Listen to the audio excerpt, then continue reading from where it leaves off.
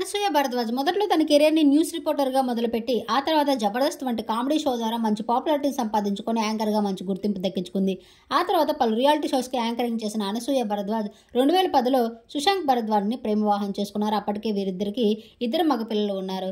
అనసూయ ప్రస్తుతం టాలీవుడ్లో వరుస మూవీస్తో కెరీర్లో చాలా బిజీగా ఉంది. నటిగా కూడా అంతే గుర్తింపు దక్కించుకుంది అనసూయ రీసెంట్గానే కొత్తింటి గృహప్రవేశం జరుపుకున్న కొన్ని బ్యూటిఫుల్ మూమెంట్స్ని తన సోషల్ మీడియా వేదికగా షేర్ చేశారు.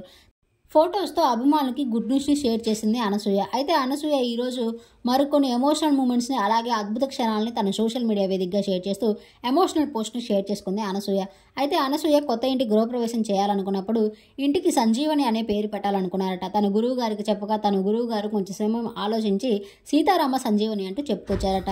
ఇంట్లో గణపతి హోమం అలాగే సత్యనారాయణ స్వామి వ్రతం అలాగే మరికొన్ని పూజలు చేస్తుండగా ఆంజనేయ స్వామి గణపతి హోమంలో ప్రత్యేకంగా కనిపించి ఆమెకు దర్శనమిచ్చినట్లు అది చూసి ఆమె ఎంతో ఎమోషనల్ అయిన కొన్ని బ్యూటిఫుల్ మూమెంట్స్ని తన హోమం చేస్తుండగా అనసూయ మరియు తన భర్త భరద్వాజ్ వేరే పూజలో ఉండటం వల్ల దేవుణ్ణి స్వయంగా చూడకపోవడంతో తన గురువు గారు ఫోటో తీసి ఆంజనేయ స్వామిని చూపించడంతో తను ఎంతో ఎమోషనల్ అయ్యి ఆమె సంతోషాన్ని పట్టుకోలేక మనతో షేర్ చేసుకున్నారట. ఆ బ్యూటిఫుల్ మూమెంట్స్ని మీరు ఈ వీడియోలో చూసేయండి.